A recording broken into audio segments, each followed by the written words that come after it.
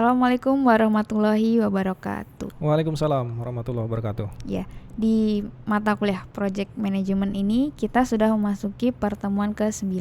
9. Nah, Ya. pertemuan 9 ini kita akan membahas tentang sprint planning dan daily stand up. Nah, kita kan Betul. sering ngomong ini tentang sprint planning itu apa sama daily stand up itu Ya. apa. Nah, mungkin bisa langsung dijelaskan aja Pak Manda. Oke, terima kasih Ibu Ati. Selamat datang kembali teman-teman yang ada di rumah. Kali ini kita memasuki pertemuan 9 tentang sprint planning dan juga daily stand up. Nah, ini key learning-nya.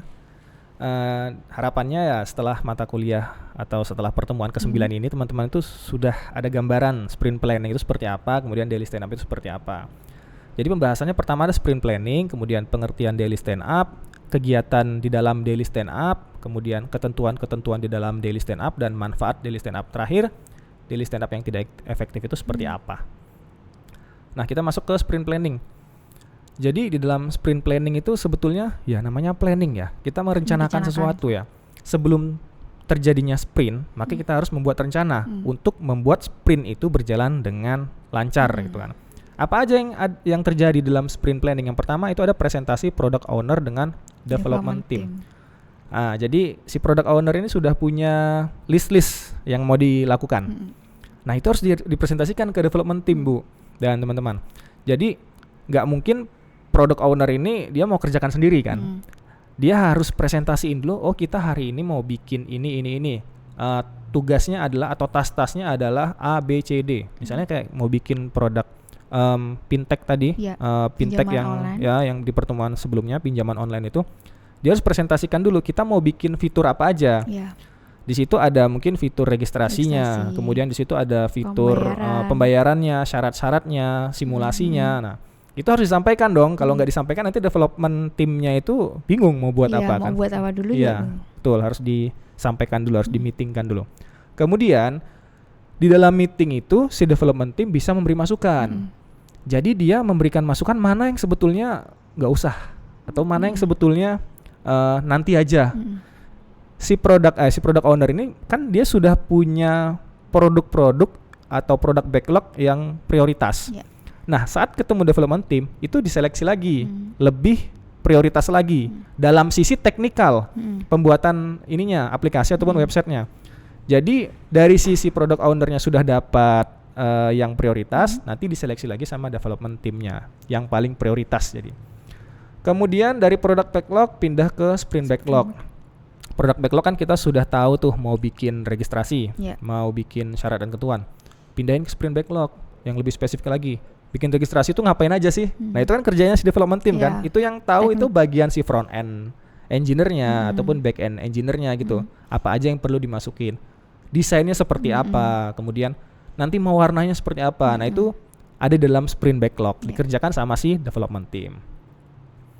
Lanjut berikutnya penjabaran tas. Nah, ini tadi masuk ke penjabaran tas-tasnya, kayak registrasi itu nanti apa aja sih yang mau dikerjakan di dalam registrasi. Kalau dalam syarat dan ketentuan itu halamannya mau dibikin apa aja sih. Nah, itu penjabaran tas.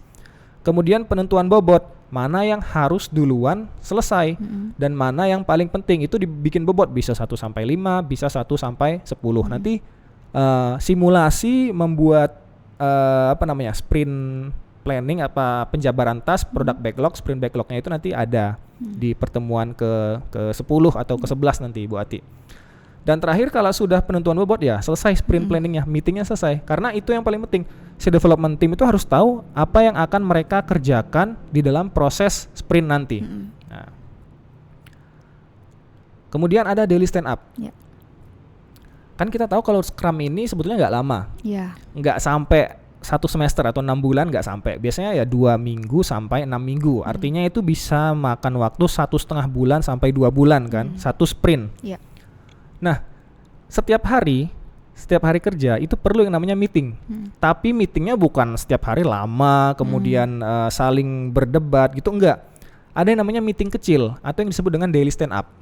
Daily stand up ini bisa juga disebut dengan daily meeting atau bisa juga disebut dengan scrum meeting ya.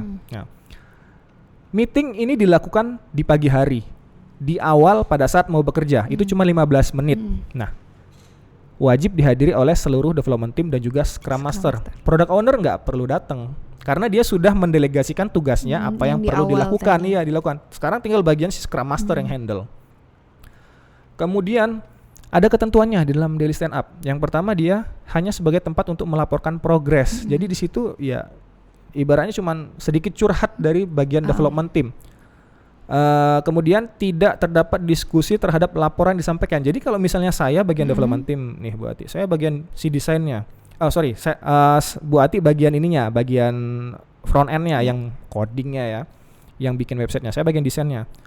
Ketika Bu Ati menyampaikan progresnya, kemudian saya bantah, itu nggak boleh. Nggak boleh di daily stand up. Harus didengarkan dulu, nanti gantian gitu. Karena proses reviewnya itu nanti di akhir sprint. Di daily stand up kita cuman melaporkan progres, nggak boleh ngebantah, kemudian berlangsung singkat sampai 15 menit. Apa aja yang dilaporkan di dalam daily stand up? Itu ada 3 sebetulnya yang paling utama. Yang pertama, kemarin tuh kamu ngerjain apa sih? Kemudian yang kedua, hari ini kamu mau ngerjain apa? Dan yang ketiga, kendalamu apa dalam ngerjain itu? Nah itu mereka harus sampaikan. Misalnya kemarin saya lagi sakit perut misalnya gitu, itu boleh disampaikan sehingga pekerjaan saya tidak tuntas. Itu boleh sampaikan, itu kendalanya kan. Yang dikerjakan kemarin apa, misalnya saya mendesain halaman website buat registrasi misalnya. Kemudian hari ini mau ngerjain apa, saya hari ini mau menyempurnakan desain halaman website buat registrasi. Nah itu bisa disampaikan. Itu adalah daily stand up atau daily meeting. Kemudian manfaatnya apa? Manfaatnya itu menjadi bentuk transparansi. Semua tim tahu, member-member tim tahu, bagian desain tahu, bagian front end, back end tahu. Kemudian meningkatkan kepercayaan. Kenapa? Karena kita tahu level kita ada di mana gitu. Kita tahu produk kita ini udah sampai mana. Terakhir mengungkap masalah. Kan ada kendala yang disampaikan. Itu mengungkap masalah, apa sih sebenarnya kendalanya, meskipun di dalam daily meeting itu nggak langsung diberikan solusi. Setidaknya kita tahu dulu ada masalah ini, di bagian desain ada masalah, di bagian back end ada masalah, kita tahu masalahnya. Kemudian ini yang terakhir, menjaga kekompakan tim. Jadi setiap hari ketemu tentunya akan membuat tim menjadi lebih kompak kan gitu. Nah ini adalah daily stand up yang tidak efektif. Yang pertama, daily stand up berubah jadi meeting yang panjang. Yang harusnya 15 menit jadi 1 jam, jadi 2 jam gitu. Yang harusnya tanpa interupsi jadi saling interupsi, malah saling berdebat. Kemudian yang kedua, daily stand up berlarut-larut. Dan terakhir, daily stand up tidak konsisten. Nah itu adalah daily stand up yang tidak efektif. Sebetulnya ini saya punya video tentang contoh daily stand up, tetapi mungkin videonya akan saya share di Discord aja supaya teman-teman lebih enak nonton videonya, akan lebih jelas kalau nonton lewat HP sendiri. Oke, itu aja Bu Ati. Saya kembalikan lagi ke Ibu Ati. Oke. Nah, hari ini kita membahas tentang sprint planning sama daily stand up. Jadi, kalau di daily stand up itu maksimal hanya 15 menit per hari. Jadi kalau dan tidak ada diskusi. Kalaupun misalnya kita ada diskusi atau menyanggah, itu bisa dilakukan tapi di luar daily stand up. Di luar daily stand up. Nanti teman-teman bakalan semakin gambarnya semakin jelas setelah melihat video yang kita share nanti. Oke. Mungkin sampai di sini aja. Pertemuan 9.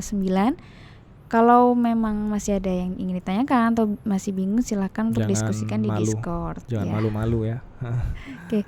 Sekian dari kami. Wassalamualaikum warahmatullahi wabarakatuh. Waalaikumsalam warahmatullahi wabarakatuh.